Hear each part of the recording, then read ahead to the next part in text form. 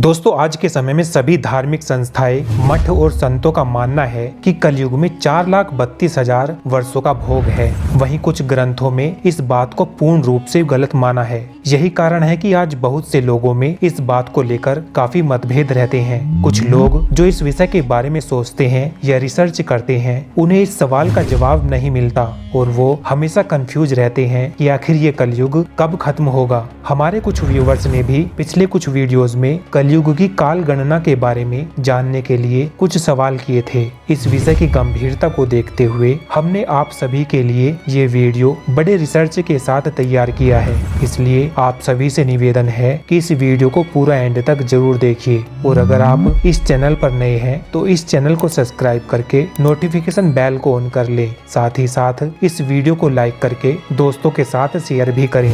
दोस्तों, प्राचीन ग्रंथ जैसे नारद पुराण, सूर्य सिद्धांत ग्रंथ और भविष्य मालिका के अनुसार सभी 4 युग 12,000 वर्षों के एक चक्र में समाप्त होते हैं, जिनमें बताया गया है सतयुग में धर्म के 4 पैर हैं, त्रेता युग में धर्म के 3 पैर हैं, द्वापर युग में धर्म के 2 पैर हैं और कलयुग में धर्म का 1 ही पैर है। दोस्तों, धर्म अधिक होगा तो युग की आयु कम होगी। धर्म जैसे कम होगा, युग की उम्र वैसे वैसे बढ़ेगी। उनके अनुसार चारों युगों में वर्ष की गणना कुछ इस प्रकार है। सतयुग में धर्म के 4 पैर तो सतयुग की आयु 1200 वर्ष। त्रेता युग में धर्म के 3 पैर तो त्रेता युग की आयु 2400 वर्ष। द्वापर युग में धर्म के 2 पैर तो द्वापर युग की आयु 3600 वर्ष। इसी प्रकार कलयुग में धर्म का 1 पैर तो कलयुग की आयु 4800 वर्ष है। दोस्तों, अभी हम कलयुग के 5126 वर्ष में हैं। दोस्तों, प्रत्येक युग के बाद संधि काल प्रत्येक युग के पहले और बाद में आता है। इस प्रकार हम कलयुग के 4800 साल पार कर चुके हैं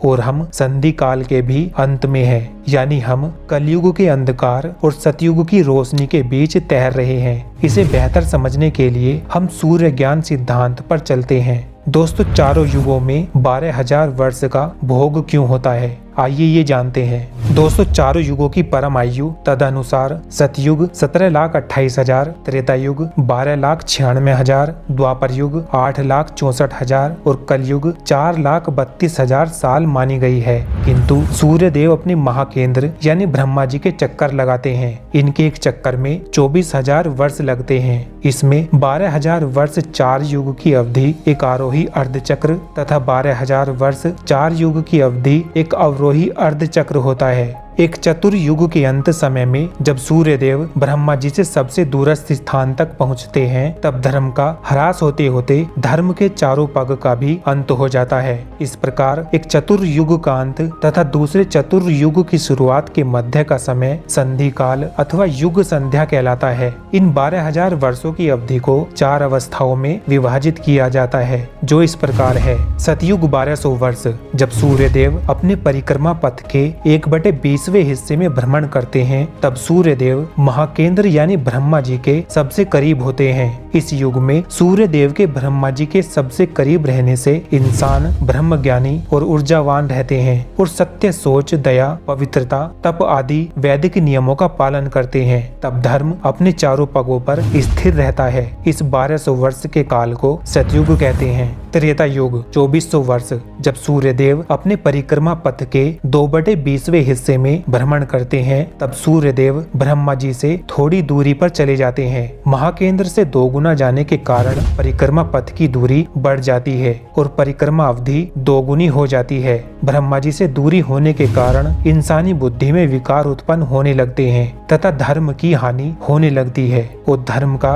एक पग नष्ट हो जाता है। यह 2400 वर्षों का कालखंड त्रेता युग कहलाता है। द्वापर युग 3600 वर्ष, जब सूर्य देव अपने परिक्रमा पथ के 3/20 हिस्से में भ्रमण करते हैं, तब सूर्य देव ब्रह्मा जी से 3 गुना दूरी पर होते हैं। इसलिए परिक्रमा में 3 गुना अधिक समय लगता है। ब्रह्मा जी से 3 गुना अधिक दूरी होने के कारण धर्म की और अधिक हानि होती है और इस युग में धर्म मात्र 2 पग शेष रह जाता है। कलयुग 4800 वर्ष, जब सूर्य देव अपने परिक्रमा पथ के 4/20 हिस्से में भ्रमण करते हैं, तब सूर्य देव ब्रह्मा जी से सर्वाधिक दूरी पर होते हैं। परिक्रमा पथ की दूरी 4 गुना अधिक होने के कारण सतयुग की अपेक्षा कलयुग में सूर्य देव को ब्रह्मा जी की परिक्रमा करने में 4 गुना गुना अधिक समय लगता है। ब्रह्मा जी से सर्वाधिक दूरी रहने के कारण मनुष्य ब्रह्म ज्ञान से शून्य होने लगता है और धर्म के 3 पग नष्ट होकर मात्र 1 पग शेष रह जाता है। दोस्तों, युग संध्या काल में धर्म के अंतिम पग का भी ह्रास हो जाता है।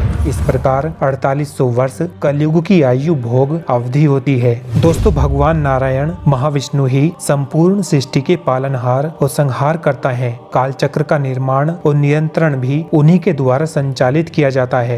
जिस प्रकार दिन रात 12-12 घंटे, पक्ष 15 दिन, महीना 30 दिन, साल 12 महीने सब ग्रहों की घूर्णन गति से निश्चित है, उसी प्रकार युग चक्र भी सूर्य देव की घूर्णन गति से 12,000 वर्ष निश्चित है। भगवान नारायण महाविष्णु हर युग में जब जब भी धर्म की हानि होती है अनेकों रूपों में अवतार ग्रहण करते हैं और धर्म संस्थापना कर पुनः सनातन धर्म की प्रतिष्ठा करते हैं, क्योंकि ये उनकी खुद के द्वारा निर्मित और संचालित अपनी सृष्टि है। भगवान कल की राम के नेतृत्व में धर्म संस्थापना के तुरंत बाद शुरू होगा अनंत युग, जो 1009 साल तक चलेगा। अनंत केसरी पूरी दुनिया पर राज करेंगे, भारत में रहेंगे और भक्तों को सुख देंगे। तो दोस्तों, आशा है चारों युगों और काल गणना को लेकर आपको जो कंफ्यूजन या भ्रम था वो इस वीडियो से दूर हो गया होगा। ये जानकारी आपको कैसी लगी हमें कमेंट करके जरूर बताएं। इस वीडियो में बस इतना ही। मिलते हैं आपसे एक और नई जानकारी के साथ अगली वीडियो में। तब तक के लिए जय हिंद, जय भारत, जय श्री राम।